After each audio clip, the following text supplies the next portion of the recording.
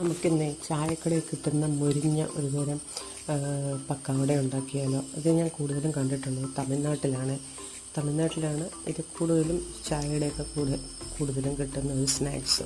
ഇതിലേക്ക് ഒരു 1/4 കിലോ മൈദാമാവ് എടുത്തില്ല, 100 ഗ്രാം മൈദാമാവ്, 1 സ്പൂൺ കടലമാവ്, 2 ഉള്ളി, മുളക് പൊടി, മഞ്ഞൾപ്പൊടി, ഉപ്പ്, കുറച്ച് സോഡാപ്പൊടി, കായം എന്നിവ ചേർത്ത്, കറിവേപ്പില എന്നിവ ചേർത്ത് വെള്ളം ചേർത്ത് നന്നായിട്ട് കുഴയ്ക്കുക. ഇത്രയേ ഉള്ളൂ, സിമ്പിൾ പരിപാടി.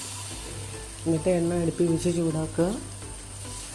ഇങ്ങനെ കുഞ്ഞു കുഞ്ഞു ഉരുളകളായിട്ട് അത് എണ്ണ ചൂടാകുമ്പോൾ അതിലേക്ക് ഇട്ടിട്ട് തിരിച്ചും മറിച്ചും ഇട്ട് കൊടുത്ത് തിരിച്ചെടുത്താൽ 4 മണി പലഹാരമായി. കറുത്ത് പോകാതെ നോക്കണം കേട്ടോ, എന്നുവെച്ചാൽ മുരിഞ്ഞ് അങ്ങ് പോവാതെ. എൻ്റെ വീഡിയോ കണ്ടാൽ സബ്സ്ക്രൈബ് ചെയ്യാൻ മറക്കല്ലേ. Thank you.